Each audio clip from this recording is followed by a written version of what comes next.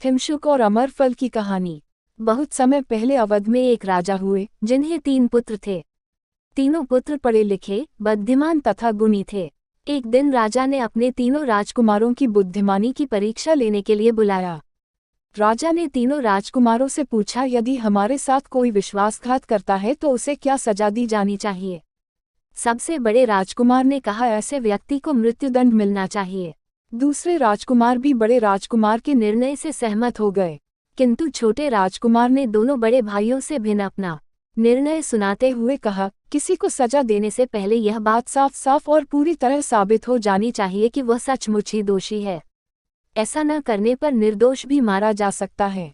इसी बात को साबित करने के लिए छोटे राजकुमार ने राजा को एक कहानी सुनाई।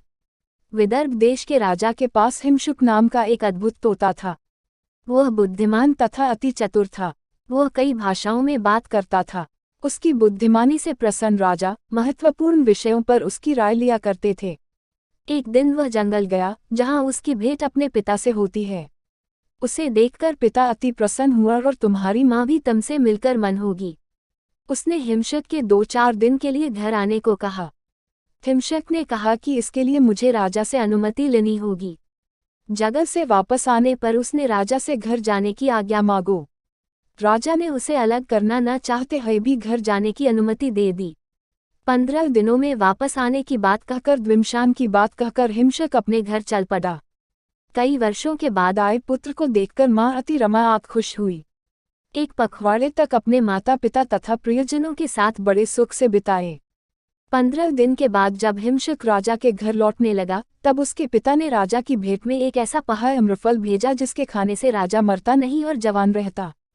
हिमशक उस अम्रफल को लेकर राजा के महल की ओर रवाना हो गया। रात हो जाने के कारण वह एक पेड़ की डाल पर बैठकर रात बिताने का निश्चय किया, लेकिन इससे पहले वह उस कीमती फल को किसी सुरक्षित स्थान पर रखना चाहता था। संयोग से एक ऐसा पेड़ मिला जिसके तने में एक खोर था। उसने उसी खादर में उस अम्रफल को रख दिया और स्वयं एक डाल पर विश्राम करने लगा। पेड़ के उस खोर में एक जहरीला सांप रहता था, जिसने फल पर दांत गड़ा दिए। फलतः वह फल जहरीला हो गया। दूसरे दिन हिमशुक उस फल को लेकर चला। राजमहल पहुंचकर उसने पिता द्वारा दिया गया फल राजा को दे दिया। उस फल को पाकर राजा बहुत खुश हुआ। उसने फल खाने से पहले एक दरबार करने का निश्चय किया। दरबार में मंत्री और राजपरिवार के सभी सदस्य उपस्थित थे। राजा ने जैसे ही उस फल को खाने के लिए उठाया कि मुख्यमंत्री ने फल खाने से मना कर दिया।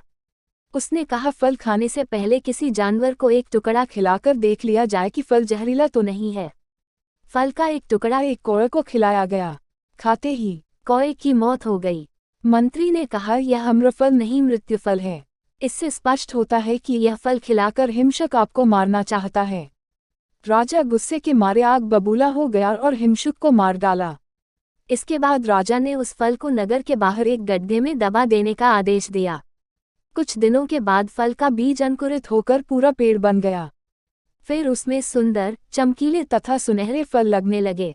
मृत्यु के भय से कोई उस फल को नहीं खाता था। उसी शहर में एक बूढ़ा तथा बुढ़िया रहते थे, जिनका कोई मददगार नहीं था।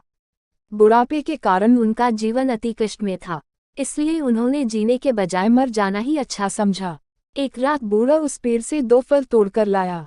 एक एक फल दोनों ने खा लिए। उस फल को खाने से दोनों जवान हो गए। राजा को जब इस बात का पता चला तो वह दोनों को देखने गया। दोनों को देखकर राजा को विश्वास हो गया कि हिमशक ने जो फल लाया था वह असली अमरफल था।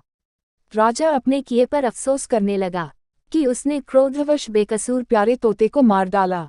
अवध के राजा को उत्तर मिल गया कि किसी अपराधी को दंड देने से पहले अच्छी नबीन कर लेनी चाहिए। छोटे राजकुमार की बातें सुनकर राजा ने उसे अपना उत्तराधिकारी बना दिया।